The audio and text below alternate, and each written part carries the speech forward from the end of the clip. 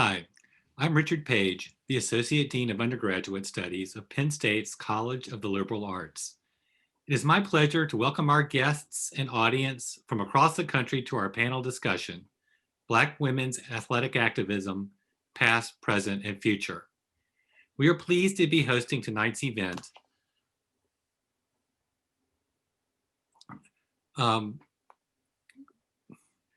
as part of our college theme, Moments of Change, a Century of Women's Activism. You can learn more about our theme at womensactivism.psu.edu. Our moderator tonight is Dr. Amira Rose Davis, one of the foremost experts on Black women's sports history. Dr. Davis is an assistant professor of history and African American studies at Penn State University, where she specializes in 20th century American history with an emphasis on race, gender, sports, and politics. She's the author of the forthcoming book, Can't Eat a Medal: The Lives and Labors of Black Women Athletes in the Age of Jim Crow.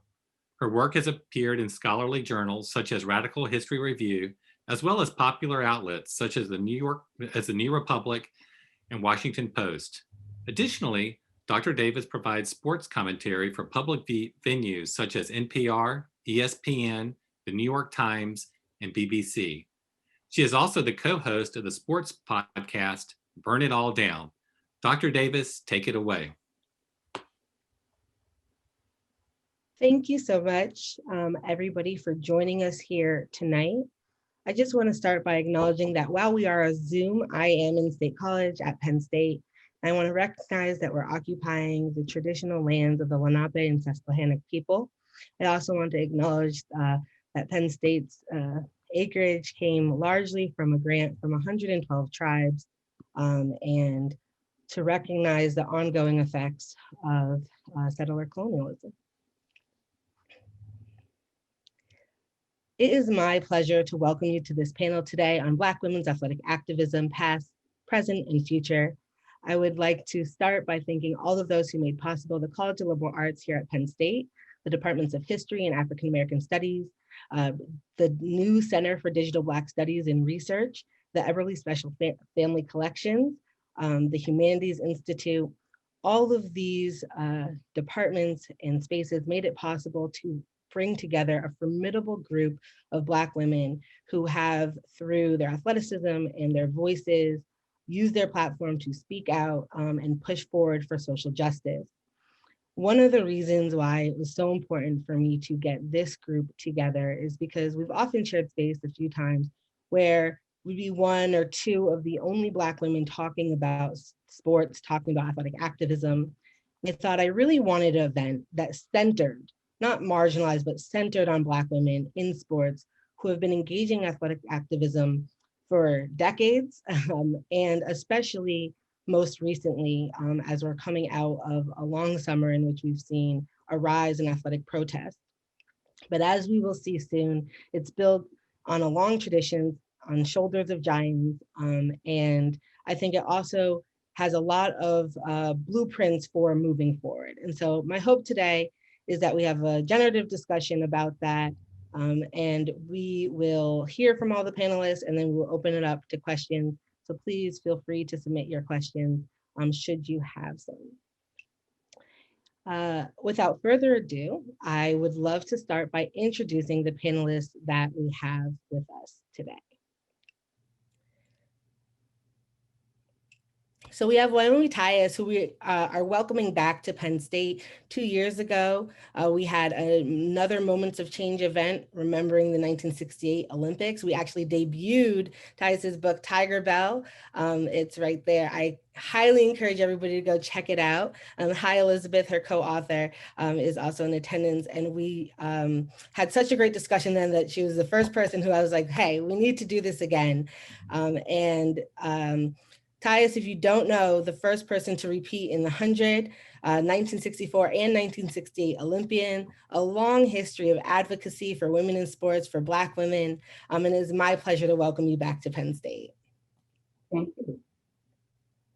We also have with us today Tony Smith-Thompson, who, wait for the slide to change, there you go, who in 2003 protested as a college basketball player. Tony is one of the fiercest advocates for social justice that I know.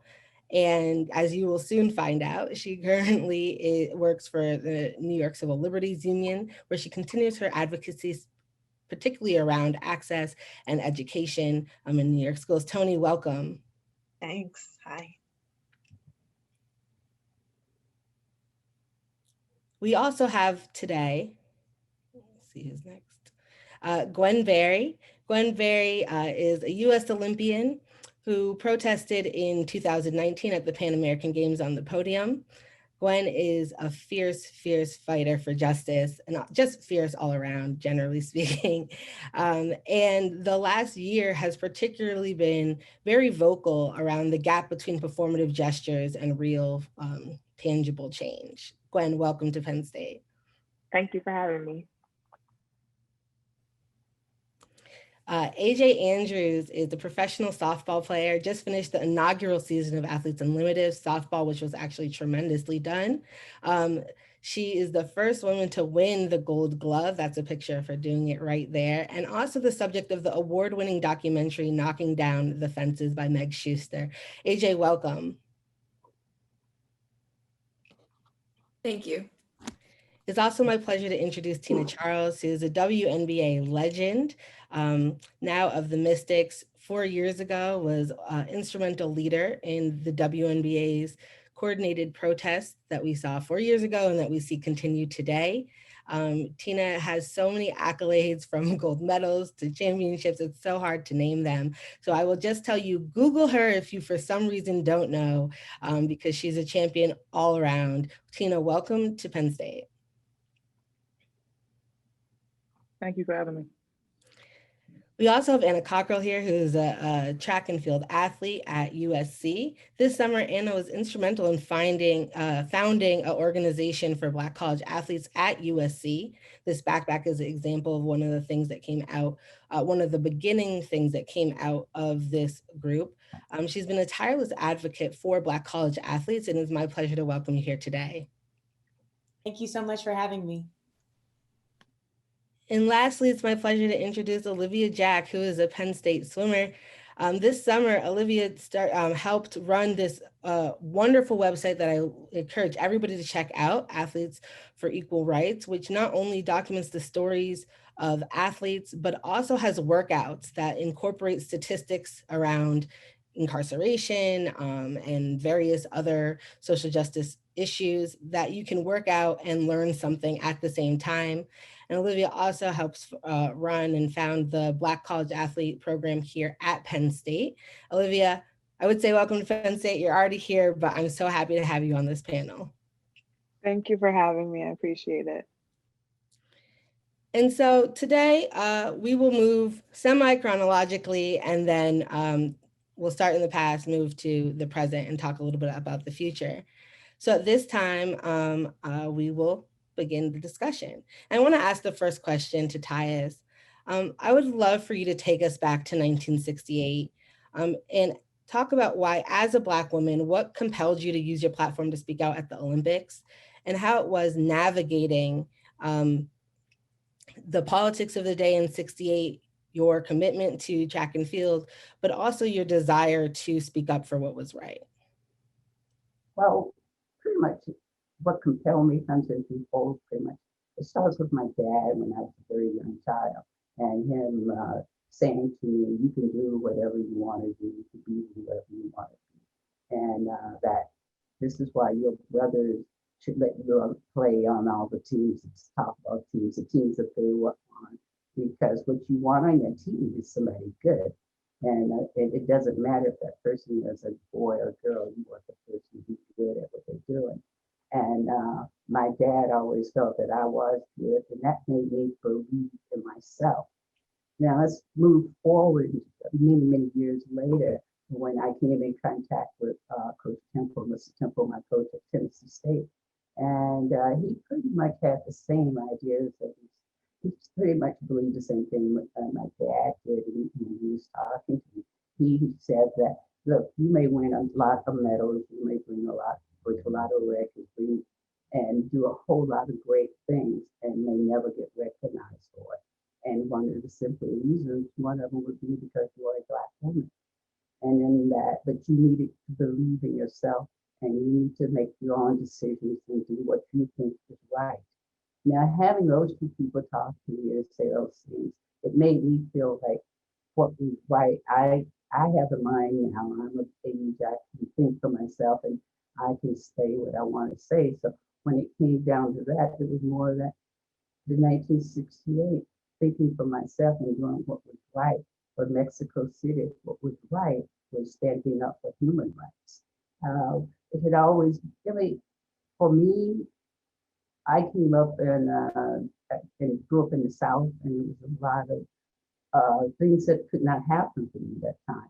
But, you know, I had teachers and I had my family right there encouraging me. So I was always a believer that it didn't matter if I was a woman. I'm good. If I'm good, I'm good. And that's what she says. And I still hold true to that with my dad. What, you know, if you're good, you should be able to be on any team that you want. And I think over the years, it's just things have changed. And I think we may probably get into that a little bit later. You have a second part of the question. I know, or did I answer it? Oh, just why the Olympics seem like seem like an important place to not back down from those convictions. There was a lot of calls that year to separate, right, sports from politics. Right. Well, I never felt that was the case because I always say we count medals. If we count medals, it's never you're never dissociating those two things. And well, for the Olympics, that's the biggest stage. And if you want your message heard, that's a great place to have heard. And not only just have it heard, a lot more people looking at you and trying to understand and kind of, you know, and you're reaching out to a lot more people can hear the message, hear the story. And it's not just one person. And then if you notice in the Olympics, it was not just the US protesting. There were a lot of things that were happening in '68 from South Africa to what was happening in Mexico with the students being killed. So it was a lot of things that were happening then. There's so much attention was brought to that, and people are still thinking of it. And we have to get up in arms about something. Absolutely, thank you. And I definitely want to come back to this point about how a global struggle. Yeah. One of the really interesting conversations I had this summer was with Tiana Bartoletta, who talked about the work that's being done in track and field globally to unite We Are the Sport and push for more governance in the sport. So I think the global aspect of protest and solidarity is such a key aspect. So thank you for bringing that up as well. So turning to Tony, in 2003, you protested on a smaller stage. It wasn't the Olympics. And I don't think that you went into it knowing what reaction it would cause. Can you tell us, for those who are less familiar with your story, what led to your protest and what do people get wrong then and now about your demonstration? Sure. Hi, and thank you. And yes, it was a much smaller stage than Wyoming Tyus.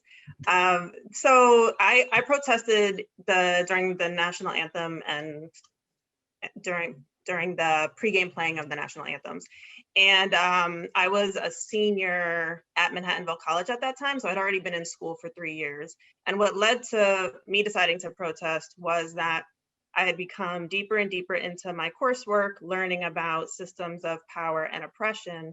And the playing of the national anthem wasn't deeply held for me growing up. That wasn't part of our family cultural practice.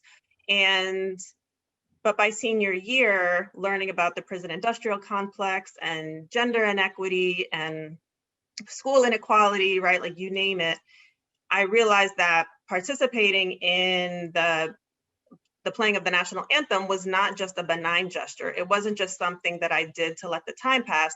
It was actively harmful as a gesture.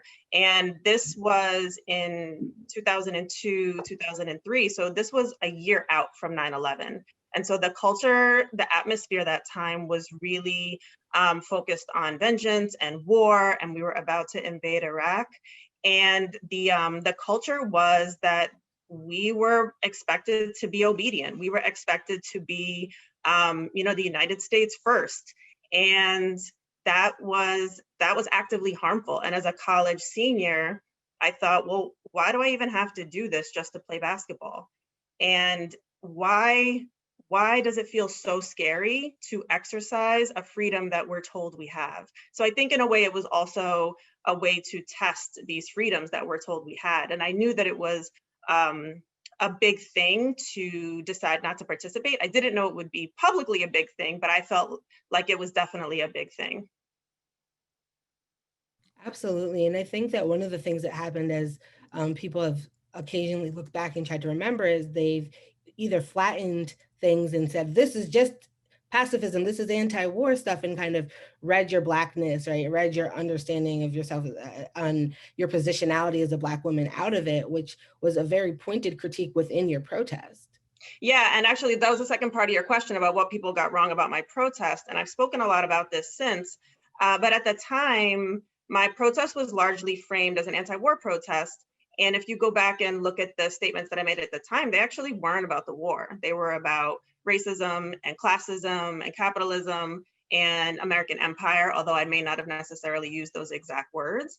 But at that time, the national conversation was, the national movement at that time was the anti-war movement. That was the big movement. And I think my protest found a natural home in that place. And I certainly was against the war, against the invasion. But the protest was so much bigger than that. And I've really been glad in the years since that we're having these renewed conversations so that we can reflect on earlier protests and fit them into the larger narrative of Black women and athlete protests. Absolutely. And I think it's such an important point because one of the women I write about, Rose Robinson, who of course refused to stand for the anthem in 1959, but also refused to go on goodwill tours, state-sponsored goodwill tours during the Cold War. One of the reasons why it was hard to track her athletic activism is because historically it was understood as part of the anti-war movement. But if you look at Black newspapers of the day, they said athlete in protest over goodwill tour, athlete doing a hunger strike in jail for tax refusal. And they talked about her athleticism kind of being wasted away because of her hunger protest. And so I think that is such an important way when we talk about why is Black women's activist history overlooked. These are some of the ways it slips out of view. So I really appreciate you sharing that. Thank you. I want to turn now to Tina and ask, so in the, I think many people have aptly categorized this as like the Trayvon generation. And we saw obviously the Miami Heat don hoodies after Trayvon was murdered. But really in the summer of 2016, we saw a kind of new sweep of athletic activism. Of course, most notably by the end of the summer, Colin Kaepernick kind of became the figurehead for this wave. But weeks before that, the WNBA had really been on the front lines of taking collective action. And I want to ask you about that summer of 2016, the shirts that you wore, the decision to speak out against the fines that were applied to you, and the difference in how the league responded then and now 4 years later, where you have a kind of league-wide effort to dedicate the season to say her name, to Breonna Taylor, and to really be all in a struggle that 4 years ago felt much more player driven. Right. So in 2016, for us, that all started with the killings of Philando Castile and Alton Sterling. And at the time I was playing for the New York Liberty, and we came collectively together, and then it snowballed to the Minnesota Lynx with Maya Moore and Simone Augustus. They had a press conference and they had their t-shirts just reflecting of us being in solidarity with the Black Lives Matter movement, trying to enforce change.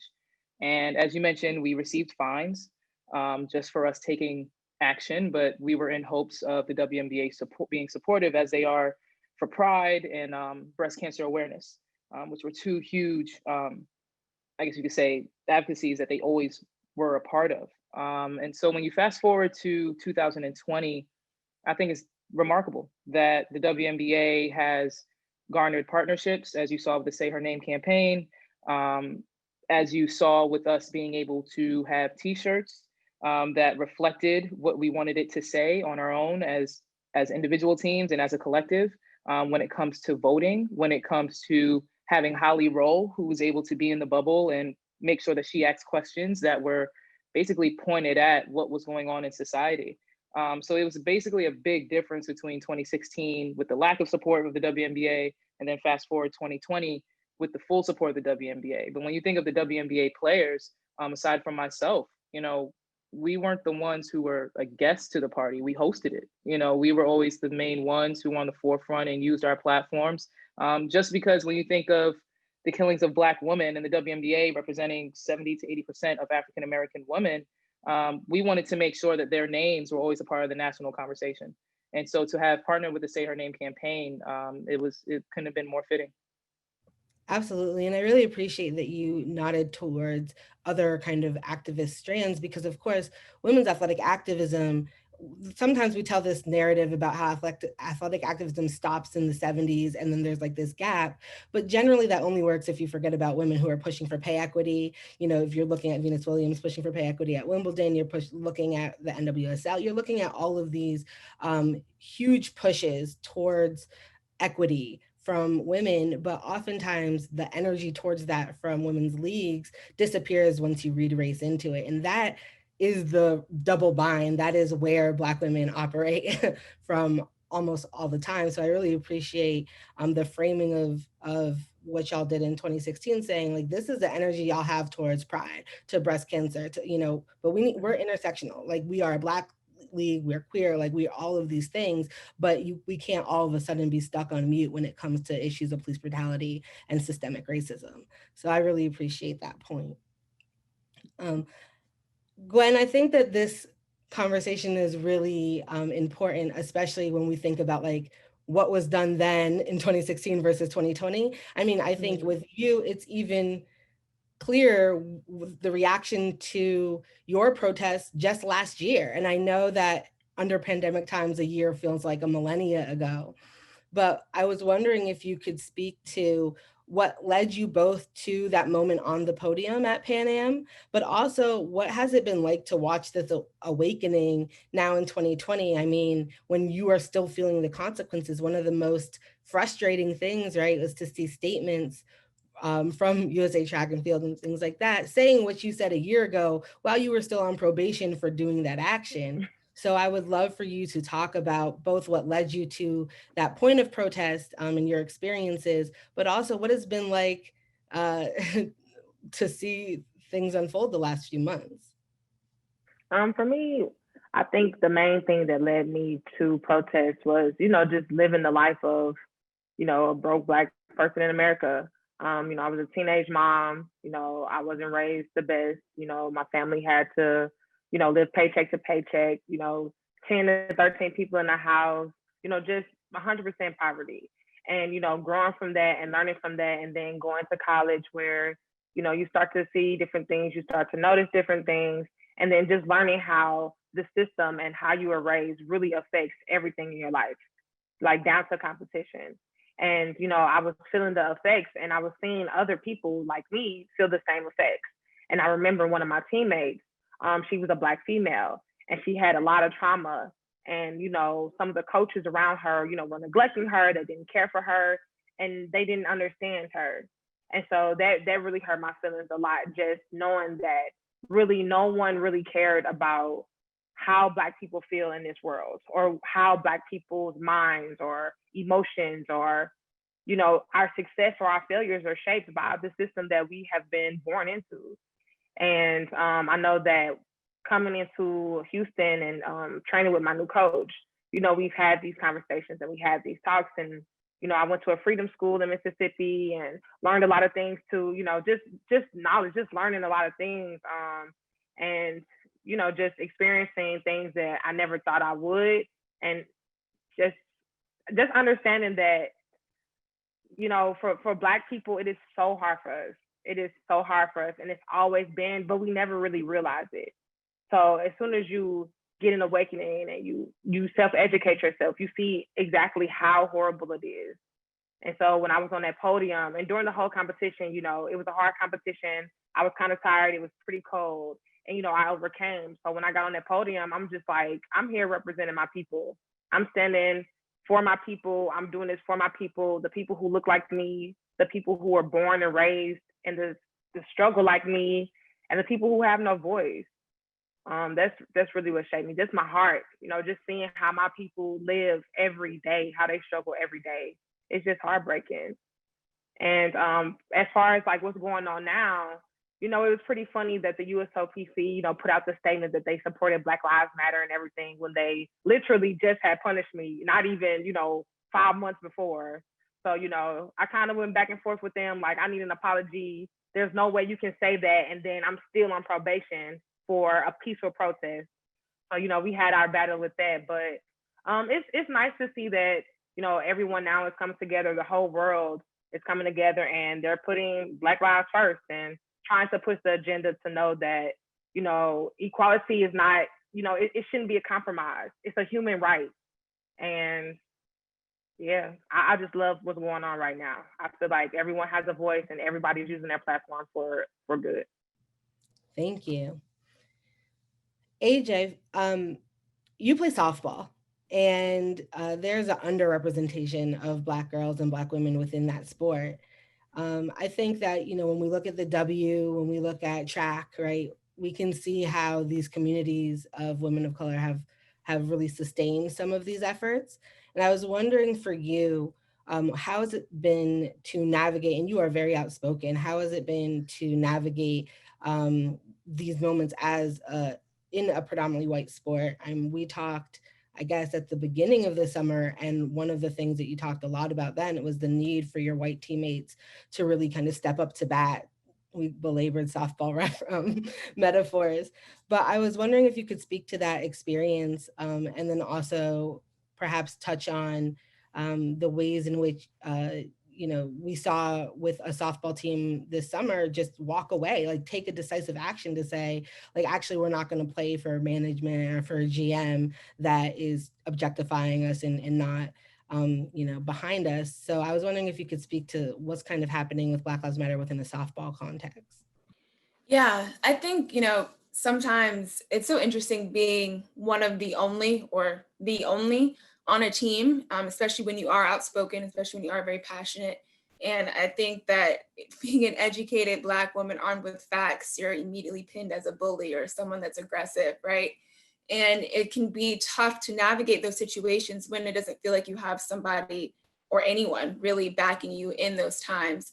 And, you know, for me, I'm always either the only Black athlete on my team or maybe one of 2 or 3. And, you know, on those teams, you feel as if like, these are my girls, right? They got my back in this game. Anything happens, I know they're going to try to redeem anything they're going to do to help me out. And I think that this past year, with how everything's really flared, you kind of realize, oh, that's all you are, is a teammate, right? You're a teammate just on the field, not a teammate in life. And this, your extent of having my back, it ends when this game is over. It ends when we step off the field, and your thoughts and how you feel about me as a human being are solely related to how I perform on the field. And I think that that was a very hard pill to swallow. And, you know, I think that this summer, where playing on a team and the opposite opposing team, right, as you spoke on, what happened was the general manager basically sent out a tweet.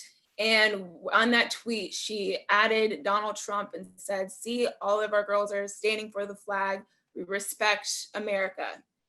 And I was on the opposing team, right? So those individuals on that team, there was only one Black athlete, Kiki Stokes, on that team at that time.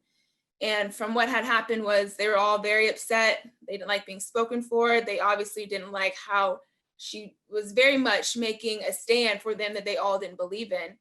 And they all decided to just walk away from that game, walk away from the team. And to know, as us as women athletes, we know we don't get paid very much to play. So to be walking away from that, you know, it's a big situation. For me, while I'm very excited that that had happened, I feel good that they were so unified, because when I think of just unity and I think of teams and organizations, I think of the WNBA honestly as a blueprint, right? Where you see them taking a stand and going against different causes and just really rooting for certain situations. It doesn't seem like there's ever any outliers. It all seems like they're all band together on this one mission. And I never really had that full confidence in softball. And so to see that was really interesting. But then to be on my team and having the conversations, it was different. So the conversations that their team were having was not the same conversations my team was having. I was the one person to have to sit there and explain or try to convince individuals why it is that Black lives do indeed matter, that this isn't a trend, this isn't something that's pushing forward as just for right now. This is my life. And if you are my teammate and you believe that my life matters, I need you to take a stand. I need you to say so. And, you know, it's just, I say I'm happy that it happened. I wish it didn't take a catalyst for it to happen, right? I wish it didn't take a tweet for people to say, oh, you know what, you're right. This isn't right. This is what we should be doing. I think as soon as any other leagues all across that we never seen stepping up have stepped up from the beginning, and softball needed someone to give them a push. And I hope moving forward that that is what we don't see. I hope moving forward that anything that comes as far as human rights, social inequity, whatever it is, we are one of the people stepping up to the plate, as we say, initially, and not waiting for someone to force us to do so. As I feel like a lot of people have done, and you can call it performative, right? Coming up for pressure, not necessarily because they genuinely care. So for me, you know, navigating those spaces has been interesting. I've lost a lot of respect for a lot of people. You know, it's already a very lonesome feeling being one of the only ones on a team, and then you're on the team and you don't feel as if these individuals care about you just as a human. They don't see your life as something valuable once you step off that field. You know, it definitely, to me, it only makes me want to be more vocal, to be honest, make you be more uncomfortable in these situations. Because I feel as if it's necessary for you to know what it is that I go through and why your privilege doesn't exclude you from understanding these circumstances and why it is that you need to participate. And so I think that softball is moving in the right direction. But again, my prayer is that moving forward, it doesn't take something in order to push us that way. It is just the initial cause and effect. We see something wrong that's taking place, we're going to do so. You know, there's 3 Black athletes on both teams total. The 3 of us and only one other of our white teammates on the other team took a knee. And that was it. You know, just those 4, we took a knee. And, you know, outside of that, it's just a really weird feeling, especially when you see so many different leagues all just so unified. And I'm still convincing people to just say that this cause matters. Yes, it's painful. I want to turn to our college athletes, and Liv, I'm sure you could actually speak to the same question, being in swimming and diving, and I would love for you to expand on that. But I also want to know for both you and Anna, how have you been able to mobilize? What barriers have you experienced? In what ways have you've been able to think about what you want to do as Black college athletes, which is a bit harder to mobilize in because it's obviously more precarious. Like, you're not returning to a job, right? It's a job, it's just not recognized as one. But also you are, people graduate, people, are in and out of the college system. And so what developments have you been able to do this summer? How have you been able to mobilize? What have you learned from doing the work that both of y'all are doing? And either one of you, Liv, I don't know if you want to speak to your website first and then pass it to Anna. Yeah, so I can start actually. I'll piggyback off of AJ's answer. I am the only Black swimmer on the Penn State swimming and diving team on both of the men's and women's side. Also, I have been one of the only, if not the only, Black swimmer on most of the teams that I've been on. So throughout my life, I've kind of just been, I guess, my own role model, my own person to live up to. Which has been hard. And I go on deck, especially at meets, and I don't see any familiar faces. And it makes it hard to actually even want to be involved in the sport. And I think part of the thing that kept me going is my dad. He would make it a point to be at every single one of my swim meets so that I would have one familiar face at least to look at. And I think that really has pushed me and motivated me to stay in the sport. But my teammates, especially as AJ was saying, preached being family members to me and being teammates both on and off the field. But the second that any conversation regarding Black Lives Matter came up, I had to and still have to convince them that it's a valid argument to have, which is really disappointing because we have these sports psych meetings every week or every other week, and we talk about how important it is to be a family on a team so that we can compete for each other and support each other in our achievements. But at the same time, my teammates don't completely value my life as equal to theirs, which is honestly disappointing. And it has also kind of opened my eyes to, I guess, what it's truly like to be a Black woman in America. When I was younger, I think in high school, I had my family to go home to at the end of the day, and I had my 3 siblings. And I had people at home to say, hey, you're doing great, or hey, like those times were amazing. But when I was at the pool, it would be more of like, hey, that's that one Black swimmer. Let's make sure that we beat her. But obviously, I would make it a point to be the fastest one there, because I didn't want to be the one Black swimmer there and then have like fit into that stereotype that we can't swim. But so going off of AJ's question, I think it's definitely been difficult right now, being the one Black swimmer on the team. And to the mobilization point, as a collegiate athlete, it's also a little bit difficult just because it's kind of similar at Penn State as a PWI. There are not very many of us Black athletes, which is kind of why I wanted to make the Black student athletes group, so that we have the same family and community to support one another. Because with our slogan, "We are," there are so many people that follow "We are" when we're competing.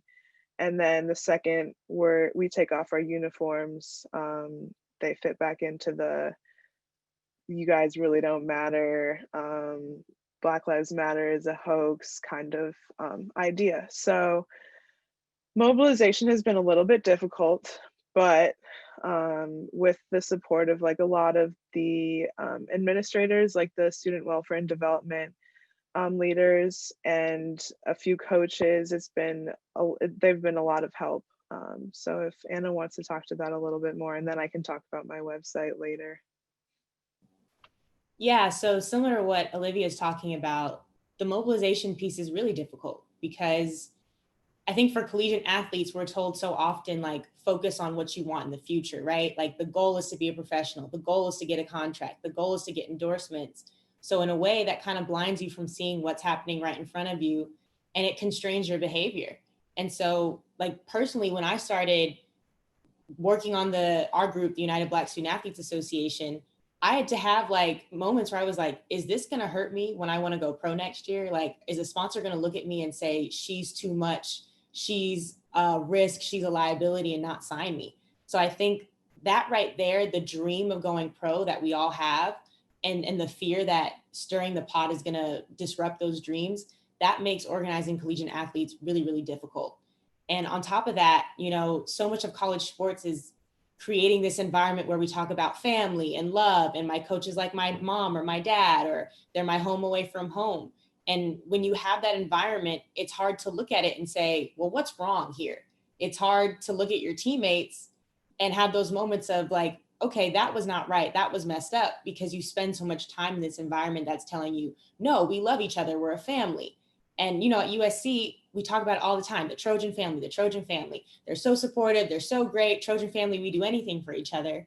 But this summer, when things started going down, I was looking around at Trojan family members and I was like, oh, so we're not really family. Okay, cool. And I think similar to what AJ was speaking on, it took an outside event for us to really come together and build our movement. And it was a couple different things. There were boosters on Twitter who were saying that protesters should be shot. That was one of the first things that happened. And then, college athletic departments, they tend to over communicate your schedule, mandatory meetings, all of these things. But when it came to Black Lives Matter, we didn't hear anything from USC athletics. And that really bothered me. So then I was reaching out. I was like, is USC athletics going to say anything? They talk about everything else. Can we hear something about Black Lives Matter and the student athletes that are in the streets protesting right now? And a day later, there was a post that went up. It was a recycled post from Martin Luther King Day. That was like a photoshopped image of Black and white student athletes with their arms around each other. And at the top, it said like, be the change. And that was it. Be the change, we fight on, Trojan family. And like, yeah, okay, cool. But let's acknowledge why we're saying this. And I personally found it very offensive that they recycled that post like nobody would notice. And, you know, that's great. You know, we want non-Black people to be involved. We want that solidarity. But that moment was about acknowledging the very real pain that Black people were going through. So after that, I reached my breaking point, and I talked to my head coach, Carol Smith Gilbert, who's a Black woman. And she said to me, well, what do you expect? You know, if you want to see something, if you want more, why don't you just do it? Don't wait on this athletic department. And I was like, you know what, you're right, Coach Carol. So we had, we threw together a Zoom meeting, and people were pissed off. You know, people were upset. People, not just by the post, but by everything that was going on and everything that had happened to them over their collegiate careers, because we go to LA and a lot of us get recruited from the South, from the East Coast. We're told it's this utopia, California's so liberal, it's so great. But in reality, racism is pervasive and it's everywhere. So then you get to LA, you've been sold this dream and this promise, and then, you know, somebody calls you a slur, or a booster says something, you know, racist to you, or opposing team's fans call you a monkey. And you're like, well, wait, I thought this was supposed to be, you know, this liberal utopia where everything was going to be great. So it was a lot of feelings and a lot of emotions that just came to a head in that moment. And we really just took that and kept going, kept building an organization, hammered out like a mission statement, a vision, a constitution, became a student organization. And I think the lesson it taught me was there is so much power when you work as a collective, because we put out our statement and our list of initiatives, and within like a day and a half, we had a response from the athletic director. And, you know, I do give credit to our athletic director because he's been very collaborative and very responsive, and he could have gone a very different direction. He could have come back at us and attacked us, and instead he's been listening. So, and I don't know if that's because we just did a great job mobilizing. I like to think that, but I also give credit to him. He's a good person. So we're very fortunate in that regard, but it's hard to sustain, it's hard to build, and it's hard to sustain a movement of college athletes who have, you know, we don't get paid, and we're constantly told, especially like as a woman, as a Black woman in a non-revenue sport like track and field, we're told you're just lucky you're here. If you make wrong steps, your sport might get cut, because in reality, it's all about football and basketball. So like stay in line because you might be gone, you know? Sorry, that was long. No, absolutely. I mean, there's so many threads that I want to follow up on. I'm like, you know, you always do this to me. And I'm like, oh, listen, now we got to talk about the structure of college athletics. Anyways, Liv, did you want to talk about your website now or later? I can talk about it later. Okay, cool. Yeah. So yeah, no, I think that that's like such an important point about, I mean, so many points. I want to ask Tyus, and I want to ask you, Tony, what similarities do you see in this era of activism, and what major differences do you see as well? And what advice might you give to those in the panel who are you know, current athletes in this fight? Wyoming, you want to start?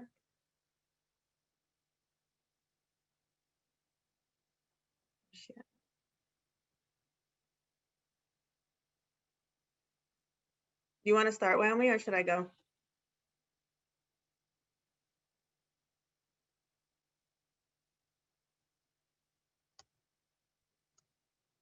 I can jump in. Wait, Amira, you're muted. Okay. I was trying to unmute her. I was just trying to see if she was having tech trouble. Yeah, unmute. It's the blue button.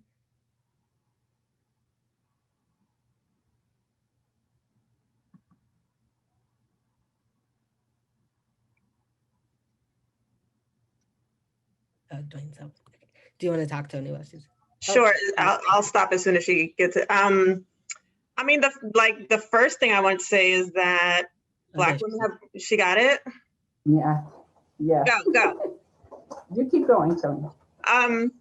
you know, Black women have always been on the front lines, right? Like that's the first similarity that I feel like is always important to uplift. And obviously in this space, this is the first of these events like this that I've done, and I've done many over the years that have really been totally focused on the perspective of Black women and the role of Black women. And Amira and I have often talked about how if you're not including Black women in how you talk about the history of athlete and protest, you're not telling the story right, because we're here. And then I'm gonna kick it to Wyoming. Well, can you hear me? Yeah. Okay, for me, I mean, the similarities and differences, it's very few similarities. I mean, you think about the differences is that, you know, what has changed for athletes and women athletes is and Black and brown athletes is that you do get a lot more opportunities. You get a lot more chances in where you can maybe become a pro, or you can. There are a lot more scholarships for athletes than when I was competing. Now you think about Tennessee State was the only school that was giving some type of athletic scholarships when I was in school in the 60s. Now you can get more scholarships. You can get a lot more publicity. People are looking at you differently, and other than what they looked at me. And when I was growing up in the 50s and the 60s, that muscles are ugly on women, and women shouldn't have muscles. And now people are now looking at it totally different. And I think those are the things that are different. Similar, you know, the other part of the similarity to me is the fact that we as Black women and Black and brown people are not getting the PR. You know, it's like, I think you think about the WNBA, I just take my hat off and praise the women there because they have done so much. They have been in the struggle from day one with Black Lives Matter and all the other struggles, and they have spoken out, and they have not cared where they, I have a job and I have a job, and a lot of them have given up their jobs just to donate their full time to this. So and to me, that has not changed, not too much. Women have never gotten the credit, and we still are not getting the credit for the things that we do. We've been in and on it from the ground up, and we're still in it. We're still fighting for equal rights and all that. But you hear about all the what's happening with basketball. You hear about what LeBron's James is doing, and then you hear about that every day in the news. But you definitely don't hear about what the WNBA is doing in the news. And I think that, you know, those kind of things that should have been changed a long time ago, and because women have always been in the forefront, and Black women is always, and they have never given up, and that's the key. You have to stay in the fight. I want to say something else, Amira, building on that about the differences. You know, a lot of the historical examples that we talk about of Black women who protested, a lot of those examples are women who were in individual sports or individuals on a team, but it's very individual in how we talk about and understand historical protest movements. And now the conversation has shifted so much into collective action, and we're seeing really amazing examples of what collective action can do.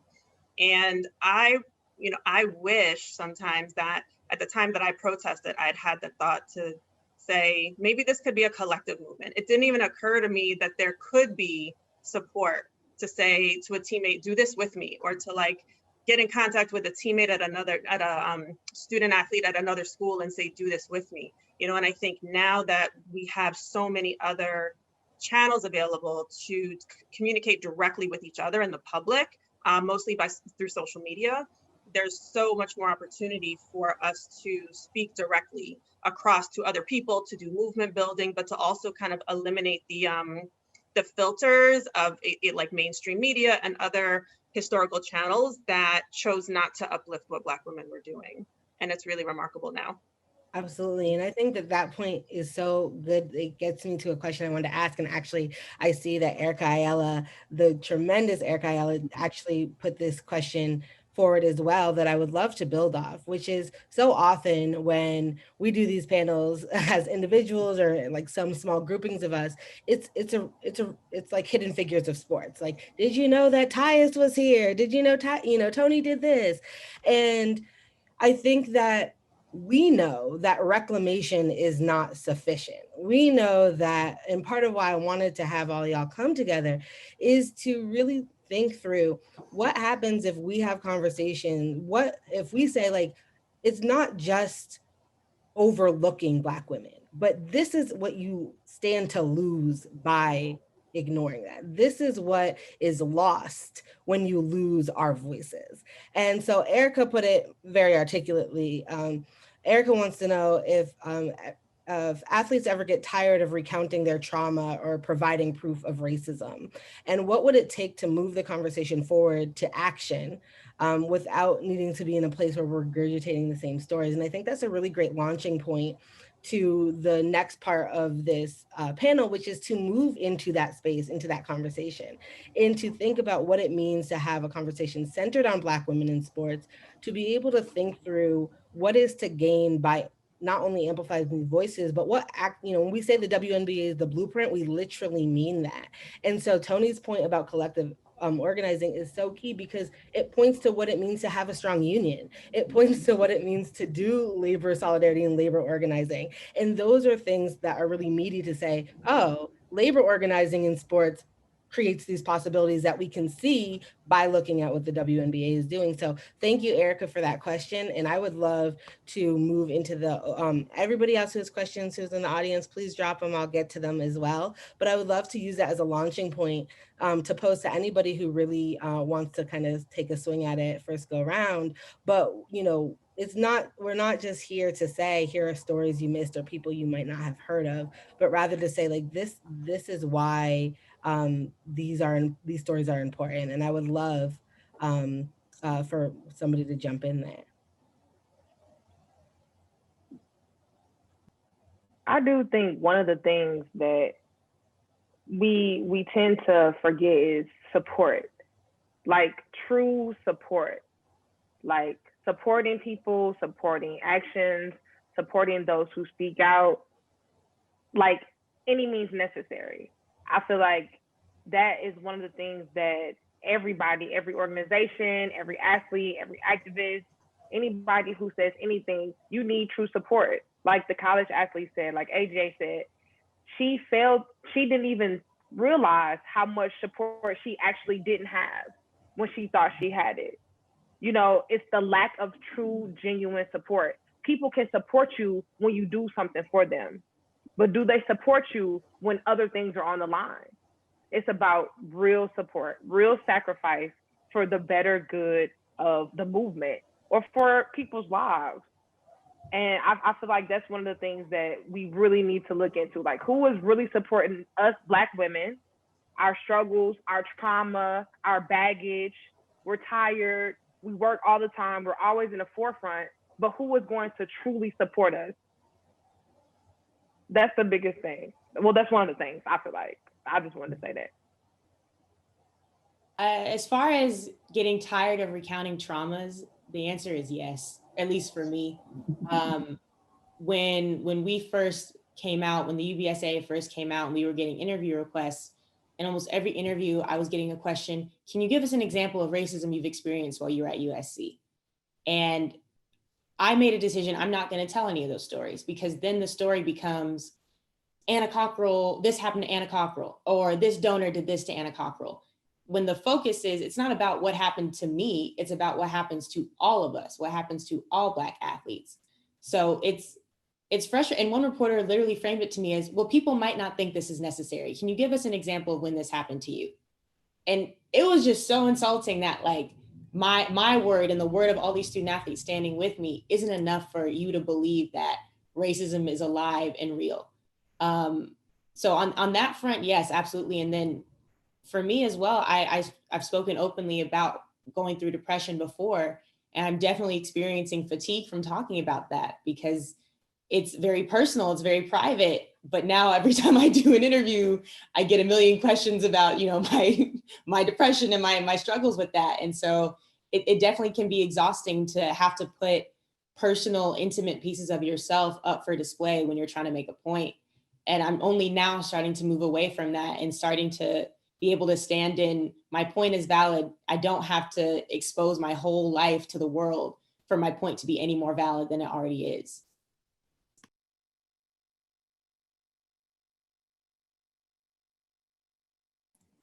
To the point of just support, I feel like when we get to a point where we are supporting Black women, just as easy as it is to support any women's rights, right? How do you look at women's right, but then exclude Black women as a part of that, right? We have so many feminists, so many women stepping forward, wanting to change these issues for women as a whole, but yet the stories and the emotions that Black women are saying, okay, but this is what I'm going through. It's well, hold on, right? It's kind of, that's not what we're talking about, but that's my right? We are including this in all women.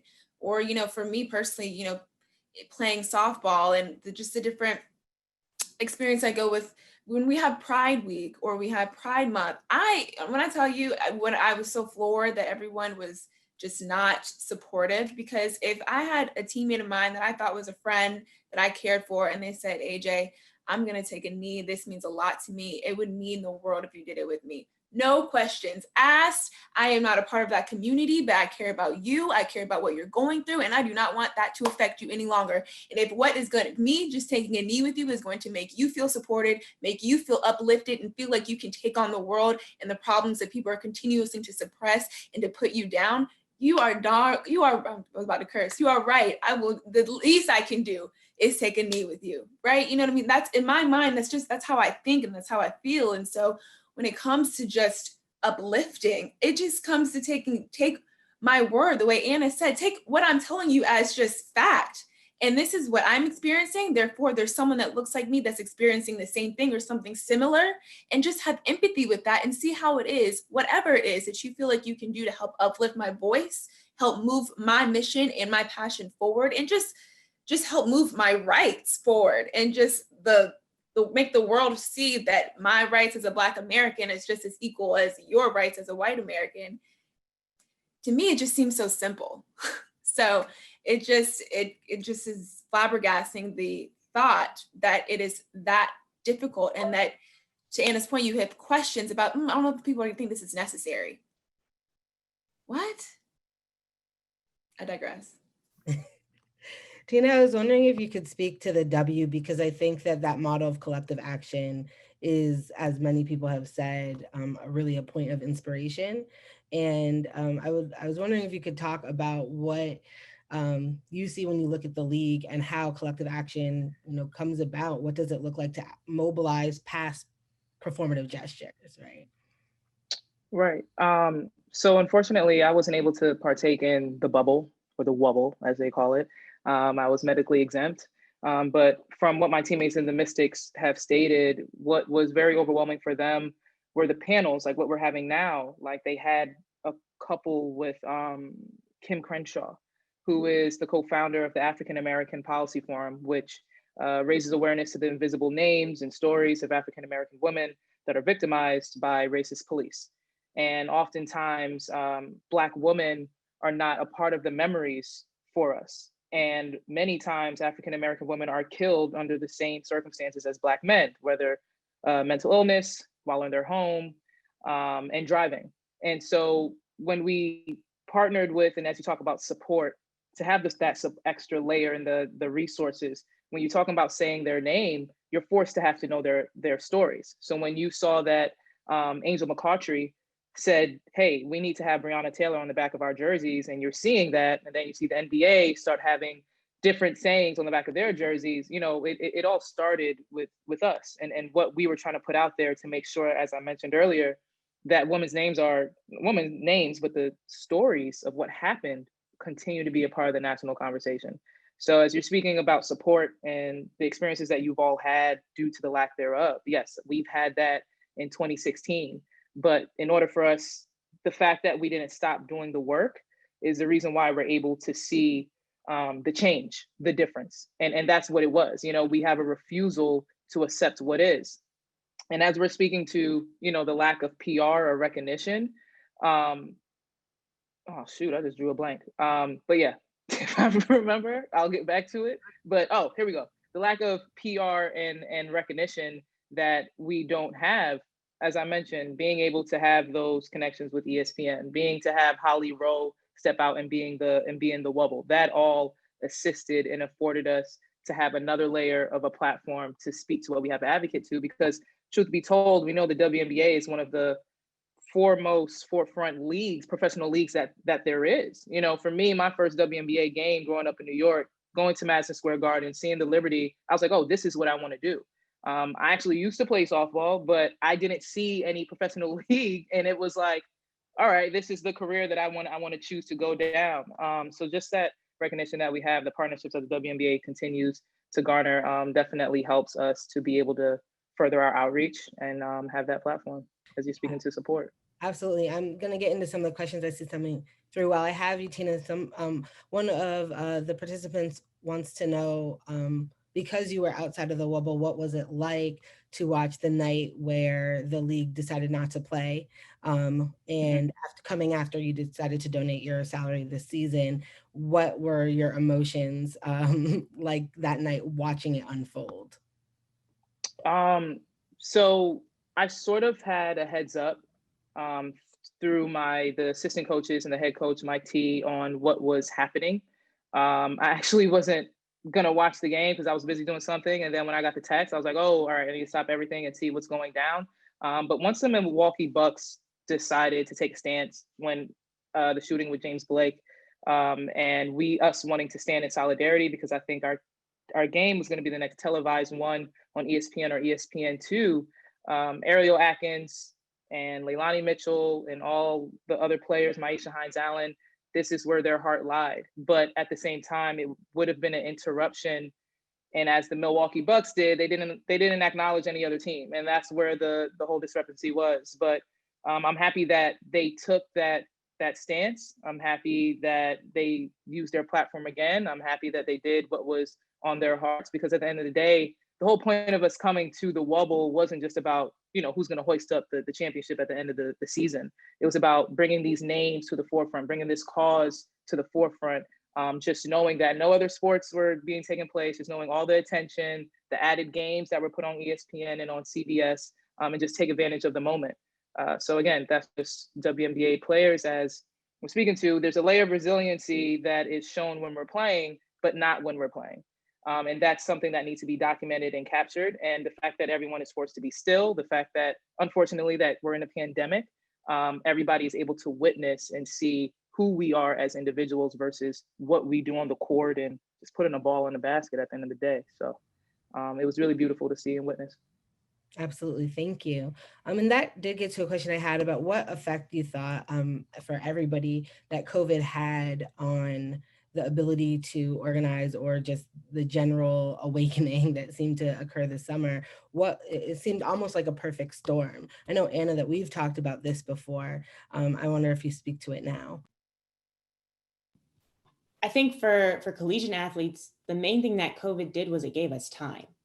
Normally, when you're in the NCAA, you are scheduled between practice and class and rehab and treatment and games and traveling. Like you don't really have that much free time to do anything else. So I think we're in the pandemic, everyone's at home, and we're not just at home, spring seasons are canceled. I never had a spring in like 10 years where I wasn't gonna be traveling and competing the whole time. For football players, no spring ball. That was huge, just having the free time in your schedule to, like, one, breathe for once, but two, like when everything started happening, I didn't have to work around scheduled practice or traveling. I had the time in my schedule to say, hey, let's talk, let's have a meeting, let's get together and work on the constitution for our organization. So I think the pandemic, I don't want to act like it's been all good. A lot of people have tragically lost their lives. But from an activism standpoint, it gave us the ability to come together, to mobilize, to get comfortable on Zoom, having like these long distance meetings. I didn't have to wake up for 5 a.m. wait, so I can stay up late to talk to you now. I can stay up late to talk to somebody who's on the West Coast, to talk to the UCLA student athletes about what they're doing. So it really opened up our schedules. And now, as we're kind of transitioning back into the collegiate athlete life, it's about, okay, well, how do we still make time? How do we do all these things when we're adding back practice and travel and the scheduling that comes with being a student athlete. Absolutely. Does anybody else have thoughts on the impact of COVID? I just want to second Anna's thought. It definitely opened up a lot of people's schedules, and I think it also forced people to open their eyes and realize the issues that have been going on for so many years. And like within the athletic community, but also outside of the athletic community, so that there would be like, I guess, greater support. Obviously, as I said earlier, there needs to be more support, but it has allowed people to fully realize the pandemic of racism that's been going on in this country for way, way too long. And I think, as Anna was saying, like staying on top of that kind of activism while we're in our normal NCAA schedule is definitely a challenge, but I think it's very important right now to do and just stay on top of. Yes, absolutely. So there's a lot of questions in here to the question of support. A few people want to know where allyship has come from, what the experience has been in terms of if you ever had a white presenting teammate initiate the conversation, what experiences that have been like. And a few people also want to know if Black male athletes have been supportive in what ways. And then a lot of people also want to know what does support look like for y'all? So we can bundle those together. If you want to speak to ways that you've either been disappointed in allyship or lack thereof, but also if you want to articulate what support looks like for y'all and how people can be supportive. And I think one of them was also specifically, and I'll start with Tyus, one of these was also specifically asking you if you felt like your efforts at 68 was overshadowed by Tommy and John, is the age-old question. But I think that it blends into this question of like, what does allyship look like and how does it show up? And so we can start there and then go. Oh, we're muted again.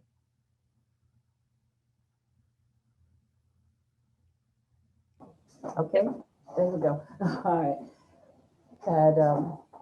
Well, what I did in Mexico City, I mean, what happened there and what Tommy and Carlos did, that's, we all did different things. It was never that we were all in together and said, okay, as a group, this is what we're going to do. We tried that in the beginning, but, and I think long before we went to Mexico City, we tried doing that. But because everybody was spread all in different places, and it came to the point that it's not going to work this way. You need to be in a concentrated area so you can talk to each other. And I'm listening to the athletes now today and how they are able to do all that and think of technology and being able to travel. And here I was in Tennessee and they're in California, and things move a little faster there. And not only that, it goes back to the fact too that women would not, well, they'll go along with whatever's going to be said. That's how it went. But for me, my role in Mexico City was what I felt was right, and human rights was right. And I growing up in the South, I had been discriminated against for so long, and not just because I'm a woman, but also because I'm Black. I mean, it was all of those kinds of things, and everything I'm listening to that all the other athletes are saying. One thing that really helped me as a team is being on a team, on a college team, being up with the Tiger Bells and having a coach like Mr. Temple saying to us, hey, you have to take care of each other because no one else is going to take care of you. You need to be aware of what's going on, and you need to always make everybody on the team feel included and help as much as possible. And I hear, and also on my team, everybody looked like me. As a Tiger Bell, there was never a person that was not of color or not Black. Everybody has always been white all those years at Tennessee State.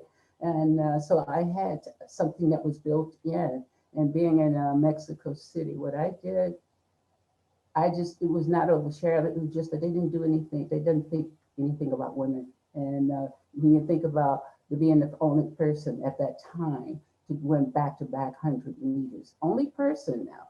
And I think if I was a male, it would have been totally different, but it was not. And but I didn't do that for that. I did it for me. I did what, I knew I could do it. I felt I could do it. And I had the encouragement from not just from Mr. Temple and a whole lot of other people. And I just want all the women on the panel to know that I'm listening to what you have to say, and I'm thinking, gosh, a lot of the things you're talking about, or some of the similar struggles I had too, but yours are a little different because of you may be the only one of color on your team.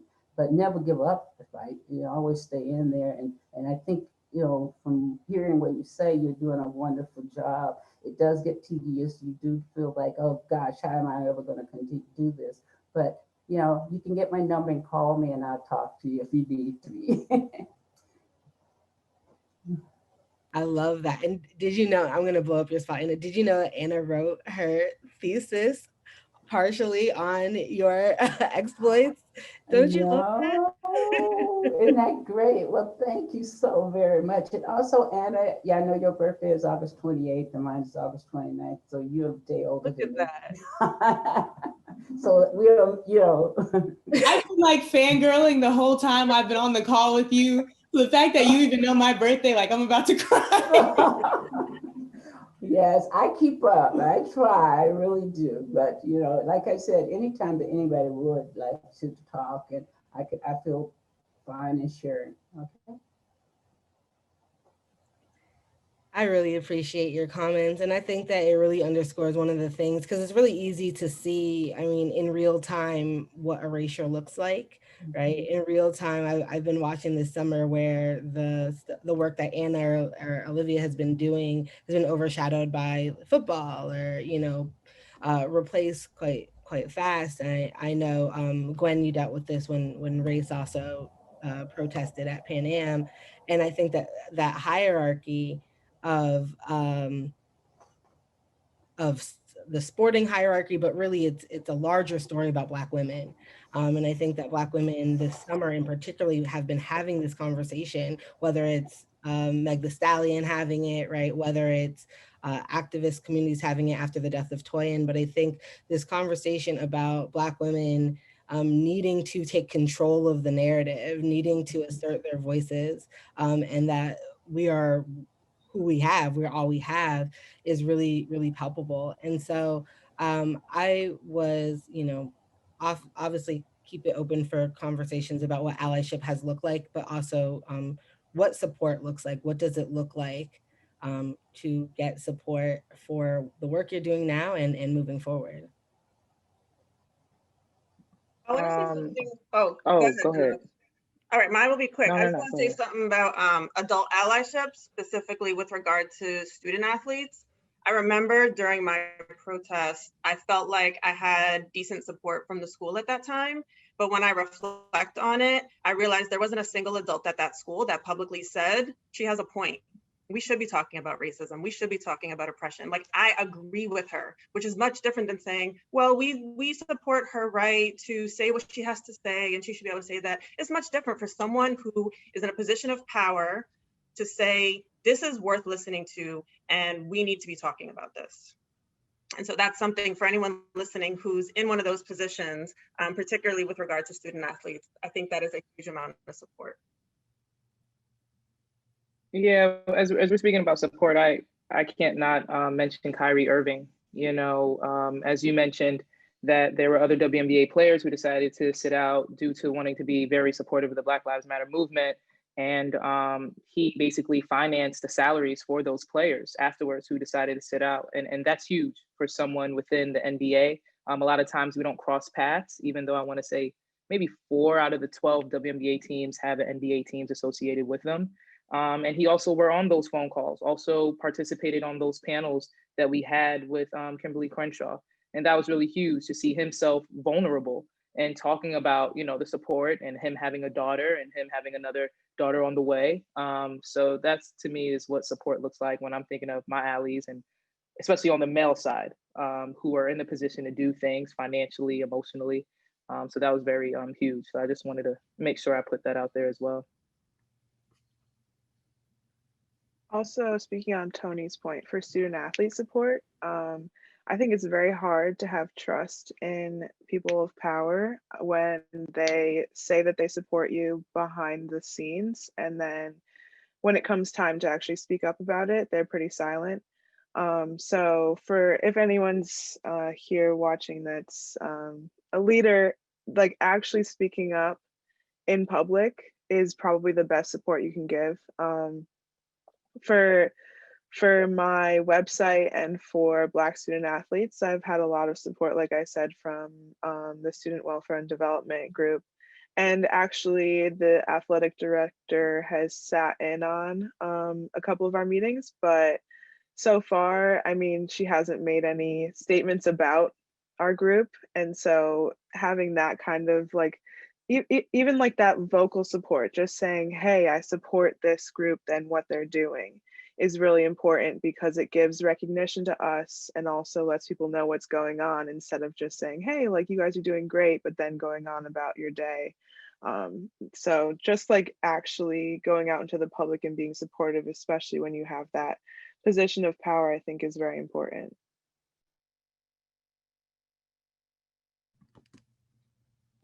I would just add, I think it's really important when you think about support to be intersectional. So like for me, it's really important. Let's talk not just about Black people who are getting killed by police, but Black women and Black LGBTQ plus people who are facing violence. So in times when we're talking about Black LGBTQ plus people, that's when I need to step back and uplift and amplify the voices of the people who are part of that community. And I think a lot of the time we talk about it in terms of like Black men and Black women and how much are Black men doing for Black women. But I think there's also another dimension of sexuality and gender identity that doesn't get enough attention. And like, as people, if you're straight, like you have to recognize you do have a privilege by being cisgender, being straight, you have a privilege and you can amplify the voices of LGBTQ plus people. So that's something we've tried to be really intentional about in our organization. And then also just having conversations with the Black men who we're working with, because our org is made up of Black men and Black women, just about like, what does it look like to support Black women? And I think the main thing we've come to is, you know, you can't say you support Black women, but your best friend has a history of being violent towards Black women, has a history of abusive behavior towards Black women. If you support Black women, you would check that friend or you would not be friends with him anymore. So I think support is more than just, like, I love Olivia's point, say it and say it in public, but also follow that up with your actions. Don't just say it, your actions need to reflect, I support you, I want to protect you, and I stand with you. Yeah, I think that's such a strong point. I loved one of I showed you the backpacks at the beginning that Anna and her crew put together for USC athletics. And I remember one of the things that happened is people were like, well, why is there a trans flag on here? And Anna was like, hello, here are the stats on Black trans women being murdered right now. And this is literally, when we say Black Lives Matter, that's what we mean, period. And I think that that's one of the things that USC has been such a great model of is like what it means to take in intentional intersectional action, and not even have it be like, let's talk and think about this or let's perform it, but like actually just doing it and being like, listen, get in line, or there it is. So I really appreciate that point.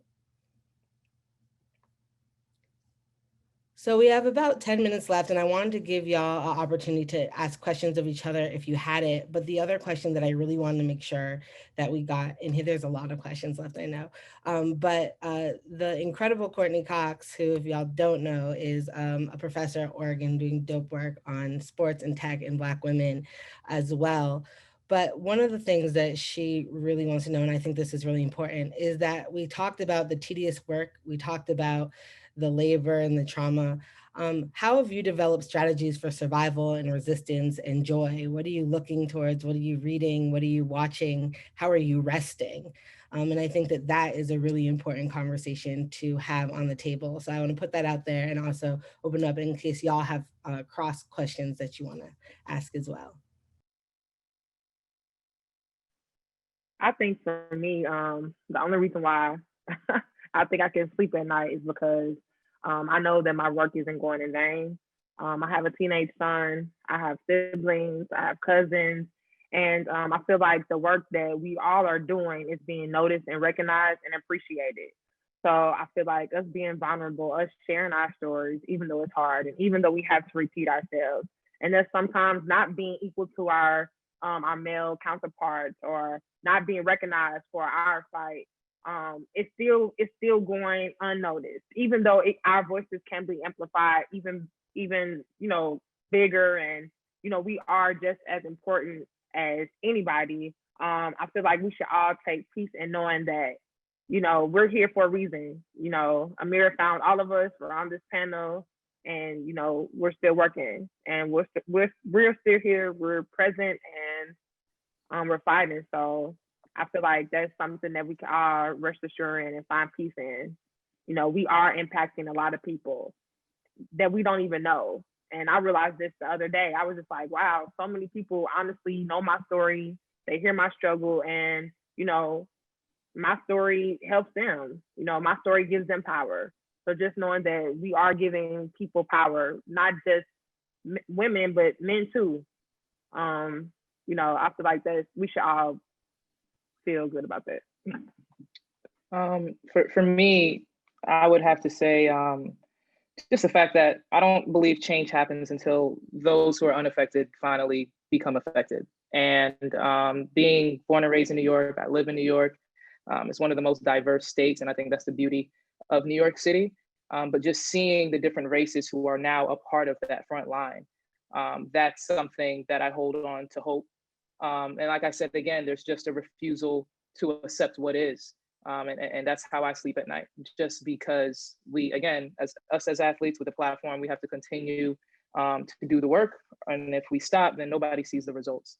And curating this content and having these panels definitely, puts us in the right direction. So it's just seeing the different races that are now part of the front line. The fact that we're forced to be still due to COVID, the fact that many people have to listen and pay attention. So, that's the only benefit out of it, but that's how I get on.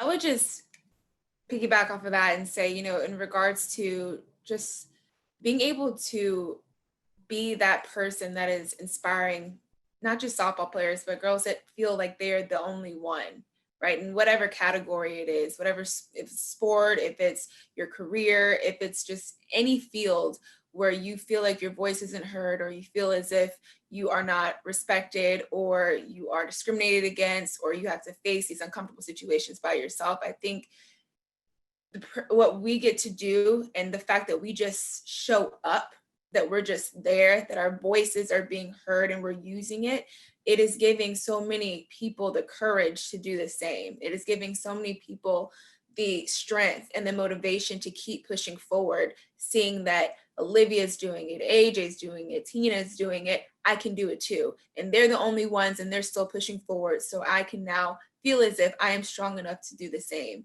And I think that that's how we see a shift, and that's how we see a movement, when those that feel like they are down finally feel like they can rise up. And if I'm one of those individuals that is pushing that in someone to feel that they can rise up, I genuinely, no matter what I face or how the situations I'm put in, being the only one as a Black athlete, I feel like I'm not alone, if that makes sense. I feel like it's me and all those that are watching me and all those that feel as if I am giving them a platform and an environment to thrive in because of that. And that's what gives me strength and continues to keep me pushing forward. And my favorite James Baldwin quote is, not everything that is faced can be changed, but nothing can be changed until it's faced. And so that's really what just keeps me going. I just keep facing it.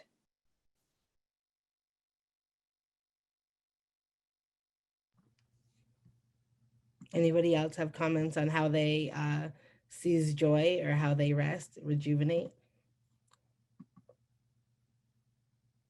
Yeah, Ty.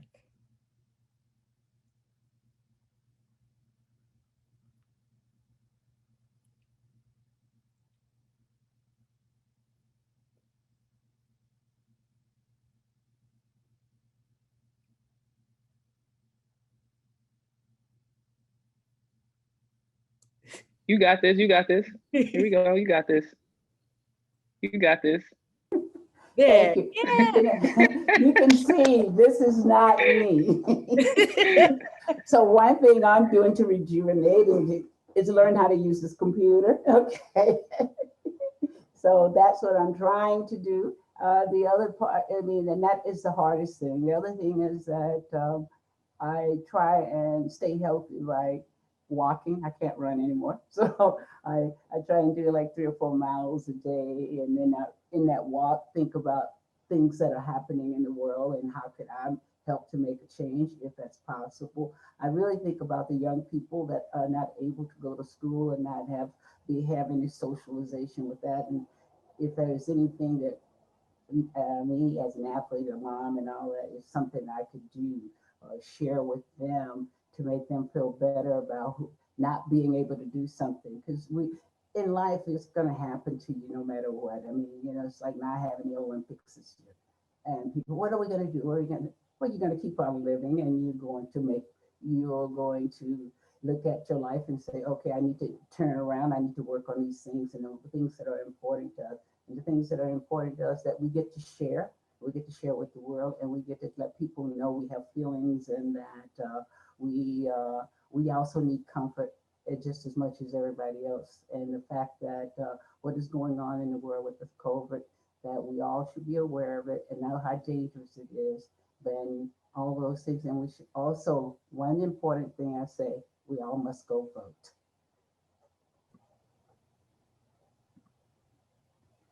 That is wonderful. Well, I want to thank everybody for coming out tonight. Thanks again to the Departments of History and African American Studies, the College of Liberal Arts, the Humanities Institute, the Digital Black Studies Research Center, for everybody who came out, all of the panelists. I would be remiss to say that the idea for this panel started with my co-host on my podcast, Burn It All Down, that many of you have been on.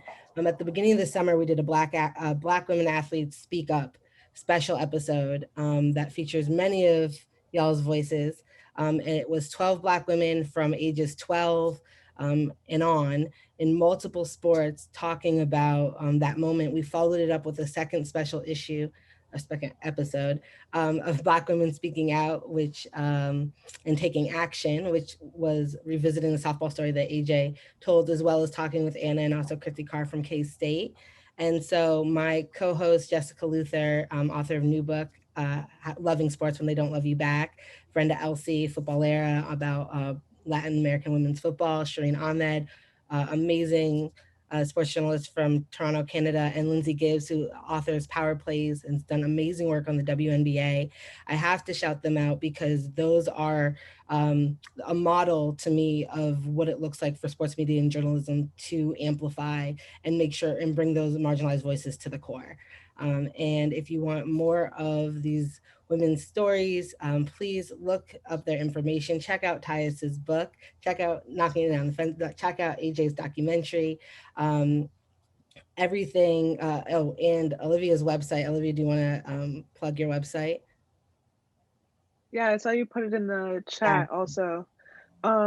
Just a quick summary. Over the summer, I worked with a high school athlete in making a website for athletes to all go to of any caliber, doesn't like high school, college, or just someone that wanted to be active, honestly. And there's a few sections. There's like the workout section. So there's a daily workout. I'm pretty sure there's 6 or 7 weeks, and each week has a specific focus. So one week is incarceration rates. Another week is women's LGBTQ plus rights. And so there's just a different topic for each week, and each workout is based on a specific statistic that goes with the topic of the week. And then there's another section that has space for Black athletes to tell their stories. Again, Black athletes of any age, of any caliber of athletics, just to tell whatever story they want to tell at all about any experience they've had throughout their life, just to give them that platform to be able to speak. And the last section is for resources, for like educational resources, if you just want to learn more about what marginalized communities go through. So we're expanding, as of right now, it's what Black people in America go through, and it will be expanding to different communities as we go. So thank you for letting me do that really quick. No, thank you all for the work you're doing. The panelists want to hold on for a second after I end it. Now, I just want to say again, thank you. On our podcast, we say burn on and not out. And I think the sentiment of that saying has just been explored, all the ways of finding joy in cultivating rest and resistance in tandem. And all of you, to me, are doing the work daily, and really the blueprint and lighting the way. And I appreciate you joining me tonight virtually to come together and have this conversation centered on the past, present, and the future of Black women's athletic activism. Thank y'all and have a good night.